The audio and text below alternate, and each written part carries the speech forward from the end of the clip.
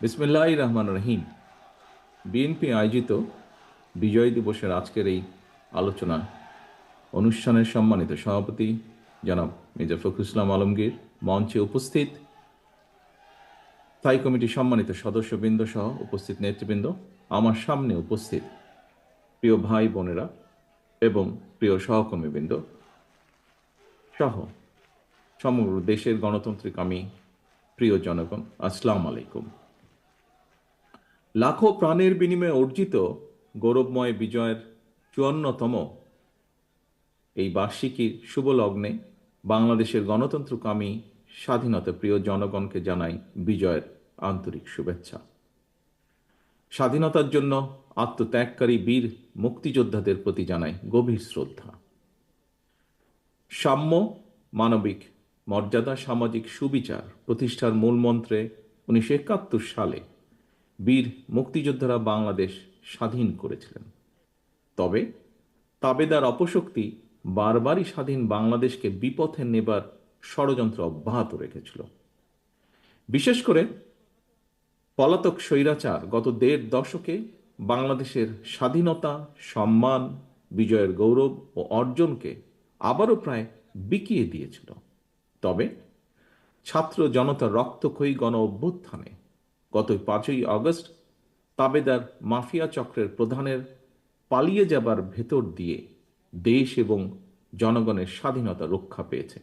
এ কারণেই প্রায় আমি বলে থাকি ১৯৭১ সাল ছিল বাংলাদেশের স্বাধীনতা অর্জনের, আর ১৯২৪ সাল দেশ এবং জনগণের স্বাধীনতা রক্ষার। এমন পরিস্থিতিতে ফ্যাসিবাদ মুক্ত পরিবেশে এবারের বিজয় দিবস অবশ্যই অনেক বেশি আনন্দের, গৌরবের এবং অনেক বেশি অর্থবহ এবং তাৎপর্যপূর্ণ। আমি বিশ্বাস করি আগামী বছরগুলোতে স্বাধীনতা কিংবা বিজয় দিবস শুধুমাত্র আনন্দ উদযাপনের মধ্যেই সীমাবদ্ধ থাকবে না বা রাখা যাবে না, বরং আমি দৃঢ়ভাবে বিশ্বাস করতে চাই আগামীর বাংলাদেশে প্রতিটি স্বাধীনতা এবং বিজয় দিবস হয়ে উঠবে জনগণের প্রতি রাষ্ট্র ও সরকারের দায় কিংবা প্রতিশ্রুতি পূরণের একটি অর্থবহ দিন। প্রিয় উপস্থিতিবৃন্দ, ১৯৭৫ সালের নভেম্বরের পূর্ব পরিস্থিতি কিংবা মাফিয়া শাসনের গত দেড় দশক উভয় সময় শাসনকাল পর্যালোচনা করলে কিন্তু একটি বিশেষ লক্ষণীয় দিক ফুটে ওঠে। কি সেটি?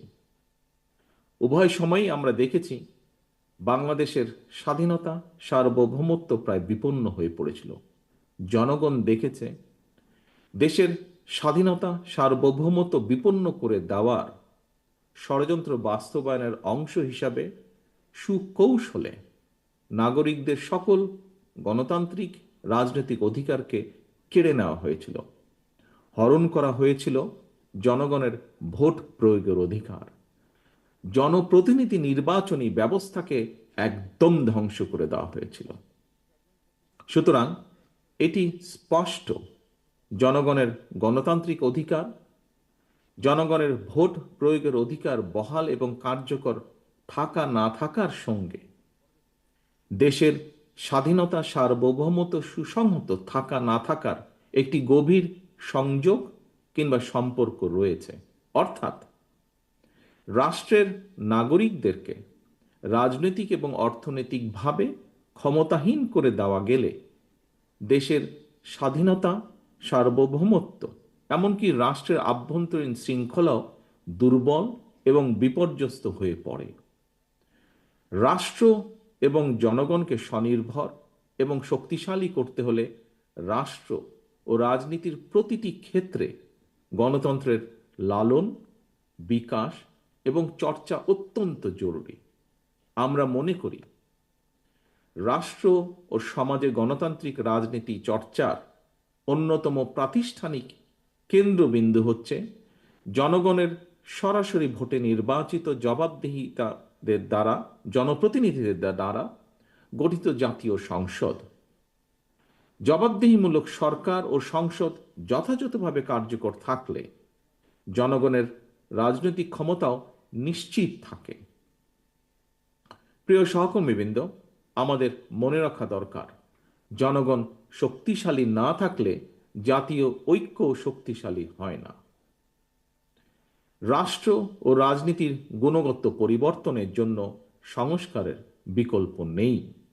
তবে একই সঙ্গে এটিও মনে রাখা জরুরি, কেউ স্বৈরাচার কিংবা ফ্যাসিস্ট হতে চাইলে তার কাছে সংবিধান কিংবা প্রবিধান বাধা হয়ে দাঁড়াতে পারে না বা দাঁড়ায় না। বরং রাষ্ট্রের প্রচলিত বিধিবিধানকে উপেক্ষা করেই কোনো একজন শাসক স্বৈরাচার কিংবা ফ্যাসিস্ট হয়ে ওঠে। সুতরাং রাষ্ট্র এবং সরকারকে স্বৈরাচার বা ফ্যাসিবাদ থেকে সুরক্ষিত রাখতে চাইলে সুসংবদ্ধ বিধিবিধানের চেয়েও রাষ্ট্র রাজনীতির প্রতিদিনের কার্যক্রমে, নাগরিক জীবনের প্রতিদিনের চালচিত্রে গণতান্ত্রিক রাজনৈতিক সংস্কৃতির চর্চা অত্যন্ত বেশি জরুরি। প্রতিদিনের কার্যক্রমে গণতান্ত্রিক চর্চার মাধ্যমেই রাষ্ট্র সমাজ থেকে ফ্যাসিবাদের উপাদান দূরীভূত করা সম্ভব, দূরীভূত হয়ে থাকে। প্রিয় দেশবাসী, বর্তমান অন্তর্বর্তীকালীন সরকার কি করতে চাইছে? রাষ্ট্র মেরামতের জন্য অন্তর্বর্তীকালীন সরকারের আর কত মাস কিংবা কত সময়ে প্রয়োজন, সেটি জানার অধিকার জনগণের রয়েছে।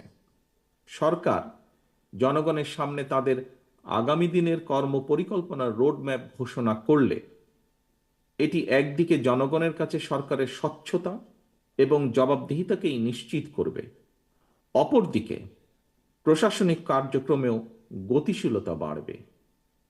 তবে অন্তর্বর্তীকালীন সরকারের আগামী দিনের কর্মপরিকল্পনার রোডম্যাপ ঘোষণার কথা শুনলেই যদি উপদেষ্টাদের চেহারায় অস্বস্তির ছাপ ফুটে ওঠে, সেটি হবে অবশ্যই গণ আকাঙ্ক্ষা বিরোধী।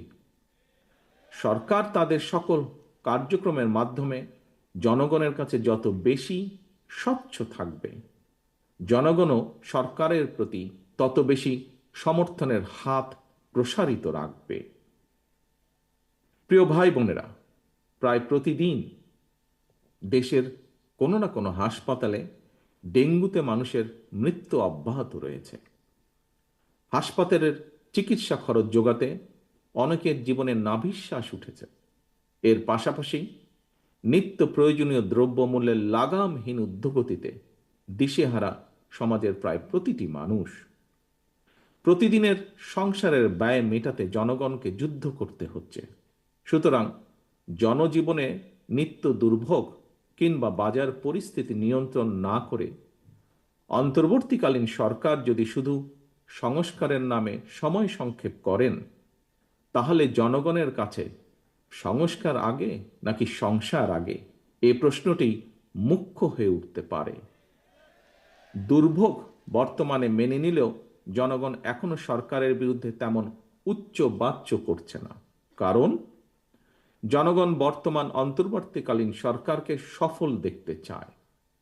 তবে আগেও বলেছি, আজও উল্লেখ করতে চাই, অন্তর্বর্তীকালীন সরকার নিজেরা নিজেদেরকে সফল দেখতে চায় কিনা তা তাদের কার্যক্রমের মাধ্যমেই প্রমাণ করতে হবে। প্রিয় ভাই বোনেরা, একটি দেশের জন্য 54 বছর সময় কম নয়। এই কথাটি গতকাল একজন প্রতিবন্ধী ভাই উনি উল্লেখ করেছেন তার কিছু কথা বলতে গিয়ে। লাখো মানুষের রক্তের উপর দিয়ে দেশের জনগণ আজ এক অভূতপূর্ব ঐক্যের মোহনায় এসে দাঁড়িয়েছে। এই ঐক্যকে কাজে লাগিয়েই একটি বৈষম্যহীন বাংলাদেশ গড়ার লক্ষ্যে আমাদেরকে এগিয়ে যেতে হবে। একটি বৈষম্যহীন মানবিক বাংলাদেশ বিনির্মাণের লক্ষ্যে বাংলাদেশ জাতীয়তাবাদী দল বিএনপি ইতিমধ্যেই 31 দফা কর্মসূচি ঘোষণা করেছে, যা এখানে দলের মহাসচিব সহ আরো কয়েকজন বক্তা উল্লেখ করেছেন তাদের বক্তব্যে। এই কর্মসূচির লক্ষ্যই হচ্ছে শিশু, নারী, বৃদ্ধ অথবা দলমত, ধর্ম, বর্ণ নির্বিশেষে রাষ্ট্রকে অবশ্যই প্রতিটি নাগরিকের দায়িত্ব নিতে হবে। পরিশেষে আমি বিএনপির সর্বস্তরের নেতাকর্মীদের প্রতি আহ্বান জানিয়ে বলতে চাই, সকল অস্পষ্টতা কাটিয়ে অচিরেই নির্বাচনী রোডম্যাপে যাত্রা শুরু করবে আমাদের এই প্রিয় বাংলাদেশ। সেই যাত্রায় আবারও বলছি, দয়া করে মন দিয়ে শুনবেন প্রতিটি নেতাকর্মী এই দলের, সেই যাত্রায় আপনাদের বিশ্বস্ত সঙ্গী হচ্ছে দেশের গণতান্ত্রিকামী স্বাধীনতা প্রিয় জনগণ। সুতরাং আপনারা জনগণের সঙ্গে থাকুন, জনগণকে সঙ্গে রাখার সর্বোচ্চ চেষ্টা করুন। সবশেষে বিজয় দিবসের প্রকালে আমি শহীদ মুক্তিযোদ্ধা সহ স্বাধীনতার ঘোষকের প্রতি গভীর শ্রদ্ধা জানিয়ে আমার বক্তব্য শেষ করছি। আল্লাহ হাফেজ। বাংলাদেশ জিন্দাবাদ। বাংলাদেশ জাতীয়তাবাদী দল জিন্দাবাদ। ধন্যবাদ মাননীয় প্রধান অতিথি। আজকের সভার সভাপতি এবং প্রধান অতিথির অনুমতিক্রমে আজকের সভা এখানেই সমাপ্তি ঘোষণা করছি। সকলকে ধন্যবাদ। আসসালামু আলাইকুম রহমতুল্লাহ।